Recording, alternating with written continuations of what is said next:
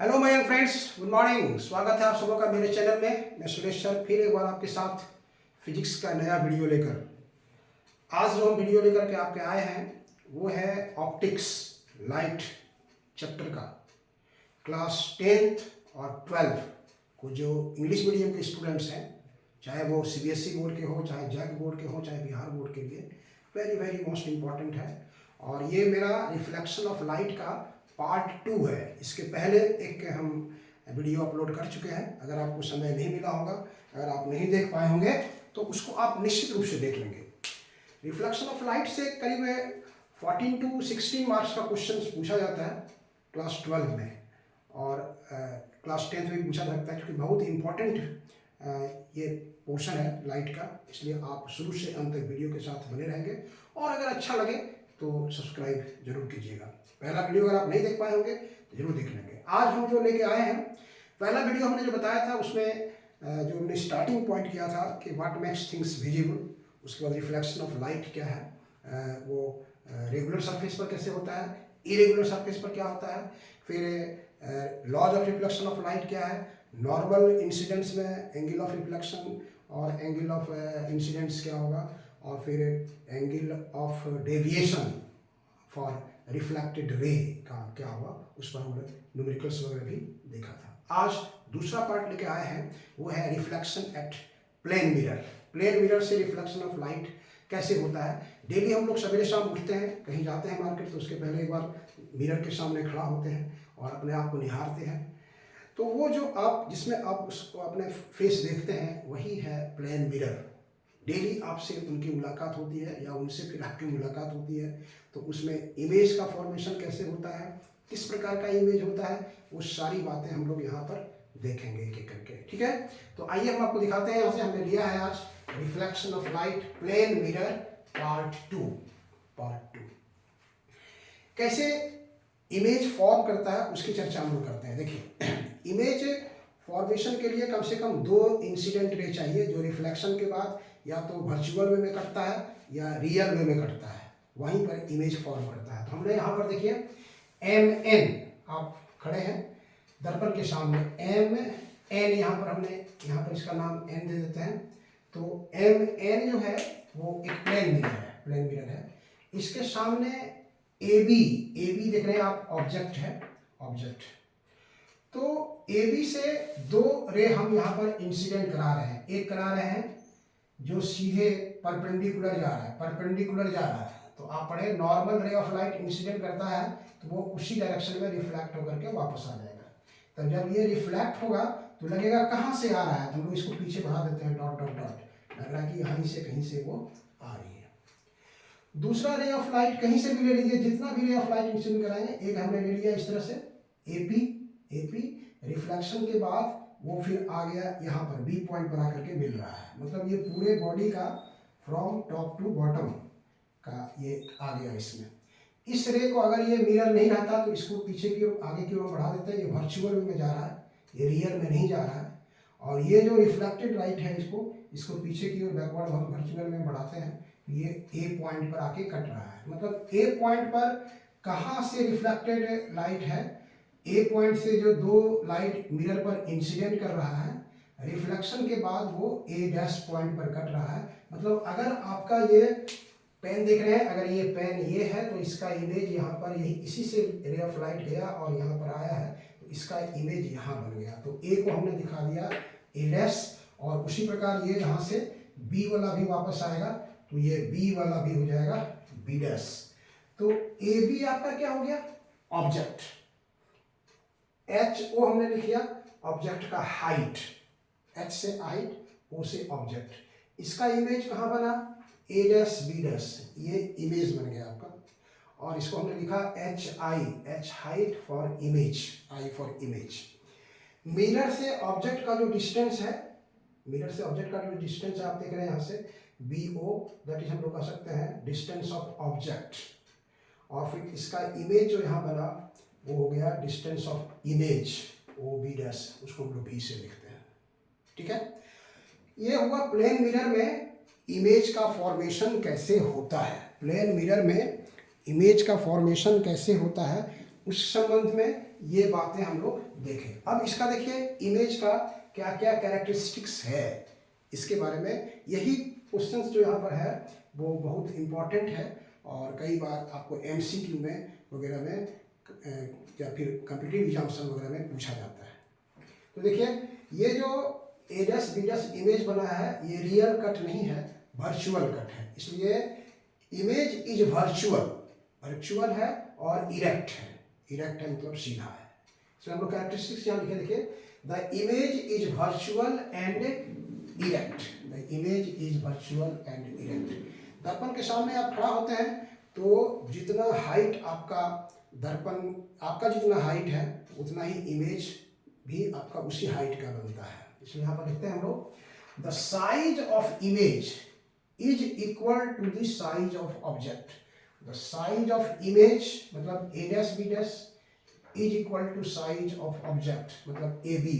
इसलिए A dash B dash is equal to A B. A dash B dash को हमने यहाँ पर एच आई लिखा है तो दैट इज एच आई और ऑब्जेक्ट को हमने एच ओ लिखा है तो दैट इज एच ओ। अब मिरर से जितना डिस्टेंस की दूरी पर आप इधर खड़े हैं मिरर से उतना ही डिस्टेंस की दूरी पर आपका इमेज भी बनता है। मतलब u equal to v, the distance of object from the mirror, the distance of object from the mirror is equal to the distance of image from the mirror. The distance of object from the mirror is equal to the distance of image from the mirror, that is u equal to v। u equal to v हो गया। उसके बाद क्या होता है कि image laterally inverted होता है। आप दर्पण के सामने खड़े होते हैं, अगर आप बाल झाड़ते हैं, बाल अगर झाड़ते हैं दाएं हाथ से तो वहाँ पर आपको लेफ्ट हैंड दिखाई पड़ता है। अगर लेफ्ट हैंड का इस्तेमाल करते हैं तो वो राइट हैंड दिखाई पड़ता है। उसको हम लोग कहते हैं लैटरली इन्वर्टेड, पार्श्व परावर्ती। इसलिए कहते हैं the image is laterally inverted. Left जो है वो राइट हो जाता है और राइट इज लेफ्ट होता है। उसके बाद हम लोग एक बचपन की घटना को याद कीजिए। अगर आप आंगन में खड़े हो जाते हैं और एक मिरर ले लेते हैं इस तरह से, पास में एक मिरर रखते हैं इस तरह से और मिरर रख करके अगर आप खड़े होते हैं और इधर से सन से सूरज से जो किरणें इस पर आती हैं मिरर से परावर्तित होकर आपके आंगन में अगर बच्चे खेल रहे हैं तो किसी एक के आंख पर अगर आपको मारना है तो वहाँ से उसके आंख पर गया हो, तब बगल वाला अगर कुछ बोलता है अरे ऐसा कर रहे हो तो मिरर को तुम घुमा दो, ऐसे मिरर को ऐसे घुमा दिया तो वो रे उसके आंख पर चला गया। तीसरा कुछ बोल रहा तो उसके आंख पर चला दिया। मतलब मिरर को आप घुमा रहे हैं, मिरर को आप जो एक्सिस था उससे कुछ एंगल पर घुमा रहे हैं, लेकिन इंसिडेंट रे जो आ रही है वो सेम है, उसमें कोई डायरेक्शन चेंज नहीं किया है। तो कहता है कि इंसिडेंट रे के डायरेक्शन को अगर आप कांस्टेंट रखते हैं और अगर मिरर को रोटेट करते हैं तो जितना एंगल से मिरर को आप रोटेट करेंगे उसका डबल एंगल से रिफ्लेक्टेड रे का रोटेशन हो जाएगा। इसलिए यहाँ पर हमने लिखा है 5वां point, keeping the direction of incident ray constant.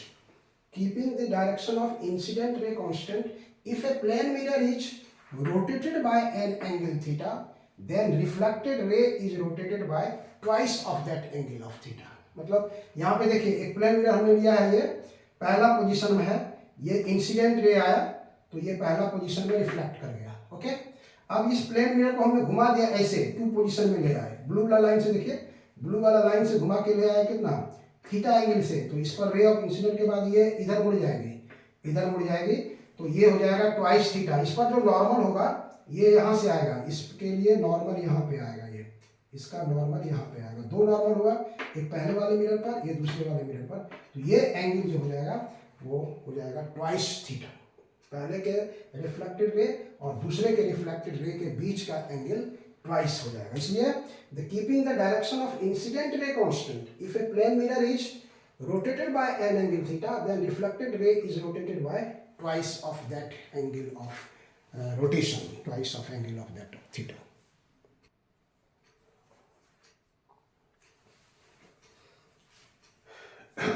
Next जो कैरेक्टरिस्टिक्स है इमेज का और मिरर का वो हम लोग यहाँ पर देख रहे हैं।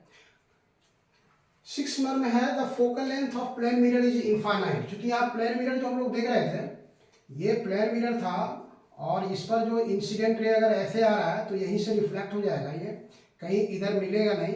मतलब तो हम लोग मान सकते हैं कि ये parallel rays meet at infinity. समानांतर रेखाएं अनंत में मिलती है, इसलिए हम लोग कह सकते हैं प्लेन मिरर का जो फोकल लेंथ होता है वो इनफाइनाइट होता है। ये इसका भी एमसीक्यू क्वेश्चन आता है, the focal length of a plane mirror is infinity. To see the full image, अगर आप मिरर में सवेरे शाम खड़े होकर के अपना फेस देखते हैं तो क्या आपका उसमें face from feet to head दिखाई पड़ता है? क्या पैर से लेकर के सिर तक दिखाई पड़ता है? नहीं दिखाई पड़ता है। अगर आप किसी प्लेन मिरर में अपना फुल इमेज देखना चाहते हैं, पैर से लेकर के माथे तक पूरा आपका फेस का इमेज उसमें आ जाए, तो कहता है कि उस स्थिति में the minimum length of the mirror, दर्पण की जो न्यूनतम लंबाई है वो ऑब्जेक्ट के मतलब आपके हाइट का कम से कम हाफ होना चाहिए, कम से कम हाफ होना चाहिए। इसलिए यहाँ लिखे हैं हम लोग, to see full image of an object in a plane mirror the minimum length, the minimum length यहाँ पर जो दिया गया है, द मिनिमम लेंथ को of the mirror should be half of that object. मतलब यहाँ पर जो मिरर का लेंथ है, मिरर का लेंथ जो होना चाहिए ऑब्जेक्ट के, मतलब लेंथ, मिरर का जो लेंथ, अगर आप यहाँ मिरर का लेंथ लिखते हैं तो half of the height of object होना चाहिए, हाफ ऑफ द ऑब्जेक्ट का हाइट ये होना चाहिए, तब आपका फुल मिरर दिखाई पड़ेगा। मिनिमम, ज़्यादा भी रहेगा तो। नंबर 8 है, देखिए, number of images of an object placed between two plane mirrors at an angle theta is given by. हम लोग पिक्चर में आप देखते हैं, सिनेमा विजिट करते हैं, देखते हैं आप, तो उसमें देखते हैं कभी कभार क्या कि एक एक्टर है या एक एक्ट्रेस है, एक हीरो है या एक हीरोइन है, तो सेम टाइम्स 2-3 फिगर बना करके उसका डांस दिखाया जा रहा है। सिंगल डांस करने वाला है लेकिन 2-3 जगह वो डांस कर रहा है, तो वो दैट इज दी, मतलब वो प्लेन मिरर के ही, प्लेन मिरर का जो प्रॉपर्टी है उसका इस्तेमाल किया जाता है। कैसे, आइए दिखाते हैं आपको यहाँ पर कि अगर यहाँ आपके पास, ये हमारे पास 2 प्लेन मिरर है, एक है M1 और एक है M2। ये M1 और M2 प्लेन मिरर के बीच का जो एंगल है वो यहाँ पे दिया हुआ है, वो यहाँ पे दिया हुआ है थीटा। ठीक है, तो कहता है कि अगर यहाँ पे कोई ऑब्जेक्ट है, ये अगर यहाँ पे इसका कोई ऑब्जेक्ट है तो इस ऑब्जेक्ट का इमेज इस मिरर के द्वारा भी बनेगा और इस मिरर के द्वारा भी बनेगा। तो ऑब्जेक्ट इमेजेस इसका अगर हम मान लेते हैं कि n बन रहा है, n बन रहा है, तो आप देखेंगे यहाँ पे कि एक फॉर्मूला है, ये इसका 2 फॉर्मूला आता है। तो n क्या कहता है, number of images of an object placed between two plane mirrors at an angle theta is given by, पहला देखिए n equal to 360 by theta minus 1, n equal to 360 by theta minus 1 when 360 by theta is even. अगर मान लीजिए आप 60 degree लेते हैं, अगर ये थीटा का वैल्यू आप 60 डिग्री ले रहे हैं, 60 डिग्री ले रहे हैं, तो 360 बाय 60, 360 बाय 60 का मतलब हो गया 6 आ गया। दिस इज इवन, अगर ये इवन है तो 6 माइनस 1 तो 5 इमेज दिखाई पड़ेगा एक ऑब्जेक्ट का, एक ऑब्जेक्ट का जो इमेज है वो 5 दिखाई पड़ेगा। ओके, मतलब एक हीरो अगर डांस कर रहा है तो वो 5 हीरो सेम टाइम दिखाई पड़ेगा। कब, अगर ये मिरर के बीच का एंगल 60 है तब। मान लीजिए जिस कमरे में हम लोग हैं अभी, यहाँ पे एक वॉल इधर है और एक वॉल इधर है, इस वॉल में भी पूरा मिरर प्लेन कर दिया जाए, प्लेन मिरर का प्रॉपर्टी इसमें डाल दिया जाए और इसमें भी प्लेन मिरर का प्रॉपर्टी डाल दिया जाए, तो दोनों के बीच का एंगल कितना होगा, 90 हो जाएगा। तो 360 बाय 90 4 आ जाएगा, तो 4 माइनस 1 4 इवन हो जाएगा, 4 माइनस 1 3। हम लोग जितने यहाँ पर हम पढ़ाने वाले हैं तो लगेगा आपको 3 images of my self will be at 3 positions, 3 positions पर हम आपको पढ़ाते हुए नजर आएंगे। तो ये एक प्रॉपर्टी हुआ कि अगर ये 360 बाय 60 मतलब 360 बाय थीटा, 360 फॉर्मूला क्या हुआ आपका 360 बाय थीटा, अगर ये इवन आता है तो इवन आता है तो इसमें -1 कर देना है, -1 कर देना है, उतना इवन। और अगर ऑड आता है तो माइनस नहीं करेंगे हम लोग, उसको माइनस नहीं करना है। That is n equal to 360 by theta when 360 by theta is odd. मान लीजिए theta is 75 degree, theta is 75 degree, तो 360 बाय 75 ये ऑड होगा, ये कटेगा नहीं, ये पूरा डिविजिबल नहीं होगा, इसलिए ये यहाँ पर ये ऑड संख्या में आएगी, फ्रैक्शन में रहेगा, तो वो उस तरह से यहाँ पर आपका ये 1 माइनस नहीं होगा। ठीक है, तो ये दो फॉर्मूला है आपका कि एक ऑब्जेक्ट का इमेज दो प्लेन मिरर्स के द्वारा कैसे बनता है। उसके बाद आइए देखिए क्वेश्चन नंबर 9। अगर आप यहाँ पर देख रहे हैं कि मिरर को जो इमेज फॉर्म कर रहा है उसका प्रॉपर्टी दो ठो चीज है, वेरी वेरी मोस्ट इंपॉर्टेंट, बहुत बार उसको पूछा जाता है, उसको हम यहाँ पर आपको समझाने की कोशिश करते हैं। देखिए इस ढंग से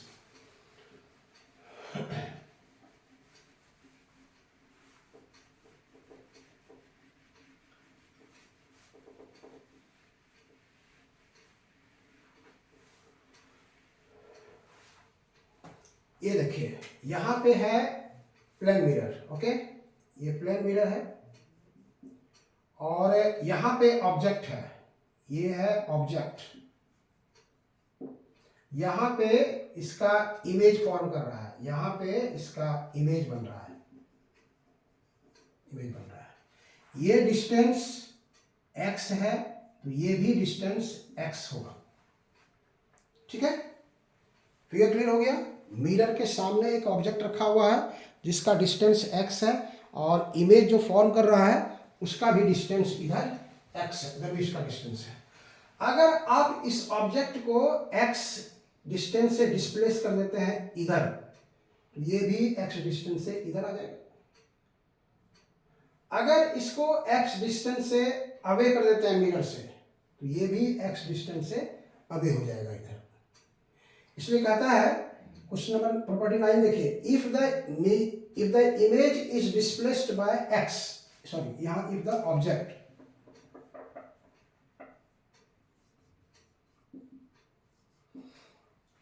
if the object is displaced by distance x then image will also be displaced by distance x। अगर इसको आप x डिस्टेंस से डिस्प्लेस करते हैं तो ये भी x डिस्टेंस से डिस्प्लेस होगा। ओके, अगर आप ऑब्जेक्ट यही है और मिरर को डिस्प्लेस करते हैं, इधर देखिए मिरर को आप यहां ले आए, मिरर को आप यहां ले आए, x डिस्टेंस से इधर डिस्प्लेस कर दिए तो इमेज भी x डिस्टेंस से इधर डिस्प्लेस करेगा।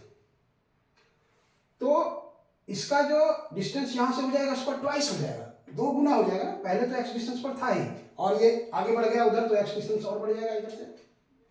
तो कहता है कि if the mirror is displaced bye A distance x towards the object, object की ओर इसको यहां ले आए आप, ठीक है, ऑब्जेक्ट की ओर इसको यहां ले आए, जहां ले आए x तो उसका भी इमेज यहां पर आएगा वहां से। तो if the mirror is displaced by a distance x towards the object or away from it, then image will be distanced by 2x।